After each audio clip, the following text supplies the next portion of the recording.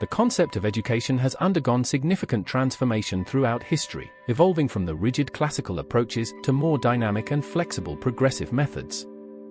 This evolution reflects broader shifts in societal values, understanding of human development, and the purposes of education itself. In ancient Greece, education was deeply rooted in the philosophical traditions of figures like Socrates, Plato, and Aristotle. Socrates, through his method of questioning, emphasized the importance of critical thinking and self-reflection. His approach was less about imparting knowledge and more about stimulating the innate curiosity and reasoning abilities of his students. Plato, a student of Socrates, built on these ideas but also introduced the notion of an ideal state where education played a central role. In his work The Republic, Plato envisioned a society where education was designed to cultivate the virtues necessary for individuals to contribute to the common good. He advocated for a structured and hierarchical educational system, where the most capable would ascend to the role of philosopher kings, guiding the state with wisdom and justice.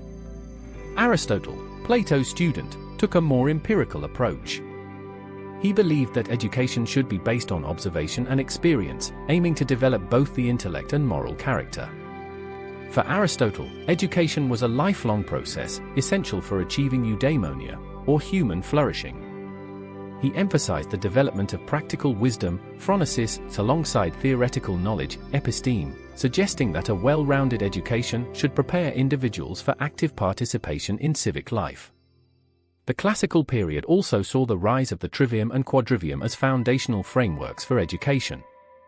The trivium, comprising grammar, rhetoric, and logic, was intended to develop linguistic and critical thinking skills. The quadrivium, which included arithmetic, geometry, music, and astronomy, aimed to cultivate a deeper understanding of the natural world and the mathematical principles underlying it. This structured approach dominated Western education for centuries, emphasizing the transmission of a fixed body of knowledge and the cultivation of intellectual virtues. As Europe transitioned into the Middle Ages, education became increasingly influenced by religious institutions. Monasteries and cathedral schools preserved and transmitted classical knowledge while infusing it with theological teachings. The scholastic method, epitomized by figures like Thomas Aquinas, sought to reconcile faith and reason. Education in this period was primarily reserved for the clergy and the elite, focusing on the study of sacred texts, philosophy, and the liberal arts. The Renaissance marked a significant shift in educational philosophy as the humanist movement emerged.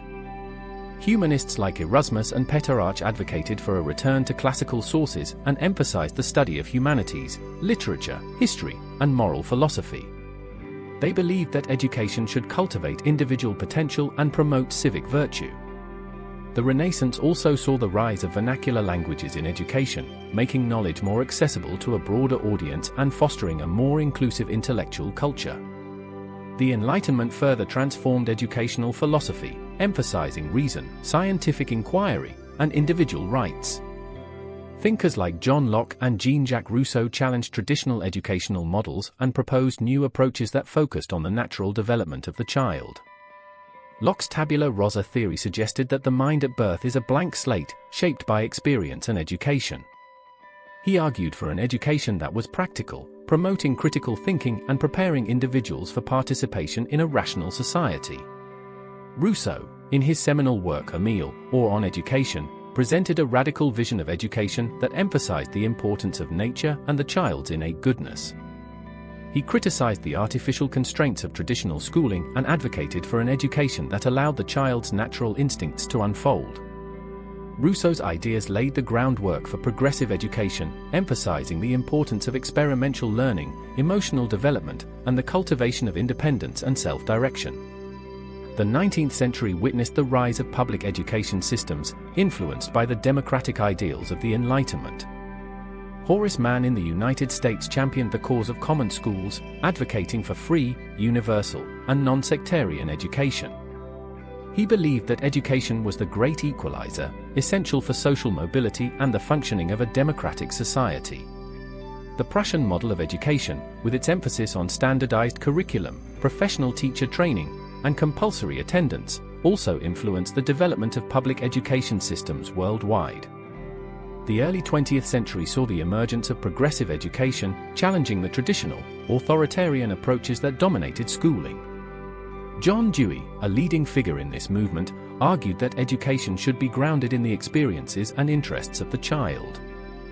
He believed that learning was an active, constructive process and that schools should function as democratic communities, promoting critical thinking, collaboration, and problem-solving. Dewey's work emphasized the importance of a holistic education that addressed the intellectual, emotional, and social dimensions of development. Maria Montessori, another influential progressive educator, developed a child-centered approach that emphasized self-directed learning, hands-on activities, and a prepared environment tailored to the child's developmental needs. Montessori believed that education should nurture the child's natural curiosity and foster independence, creativity, and a love of learning.